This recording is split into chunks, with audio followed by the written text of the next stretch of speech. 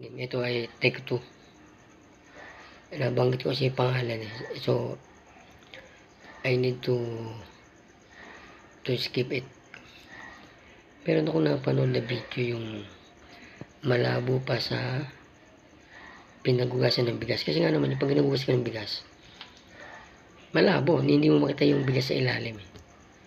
So, ang ibig sabihin doon, imposibleng payagan na makipag-date yung kanyang anak kasi according to her, hindi mo naman kilala. Matanong ko nga,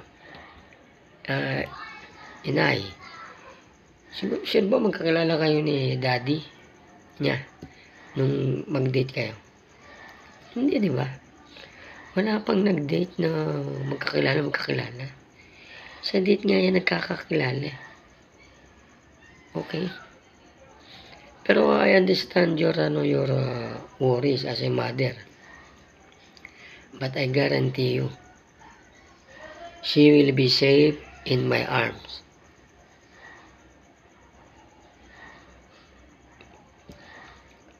At walang dapat ikabahala kasi I observe the proper ethics and morality when dating a woman.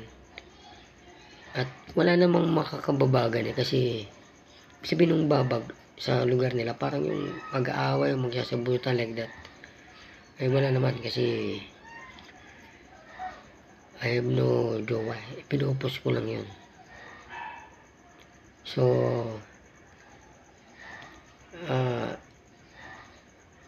sabihin ko na surprise sana to eh. Andyan sana ako ng February 14 yun sa tindahan ng Milo. Ang plano ko nga dun muna ako sa likod, kaya lang wala naman siya dun. So palagi ko hanap ulit ako ng schedule. Hindi schedule ko talaga eh. Pero that is understandable kasi unahin yung career. Okay? Pero hopefully magkaroon ng schedule. Matsambang ko schedule na nandun ka.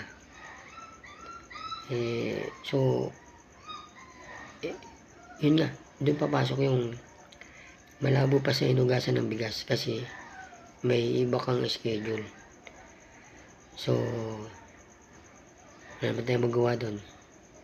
And by the way, gusto kong panoorin personally yung palabas na yan kasi it reminds me of the former movie of Eric Kison and Aiko Melendez, wherein the murderer was wearing a mask of clown, and he was only identified by virtue of a white mouse.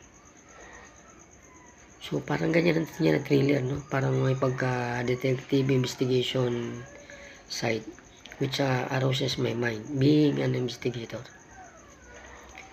Pero hindi ako nakakatakot. Kahit tanongin mo yung mga girls na nakadate ko, they find me nice. Mayakap nga sila eh.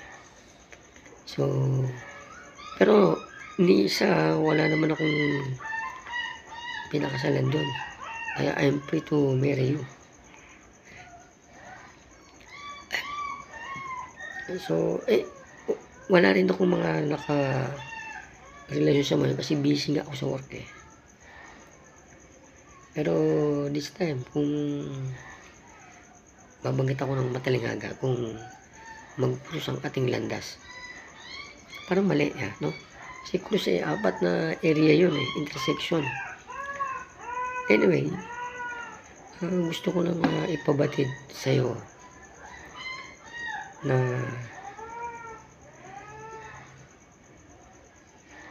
gusto kita. Hindi ako maragmata. Repeat. Sa akin ay walang ibang mahalaga maliban sa'yo.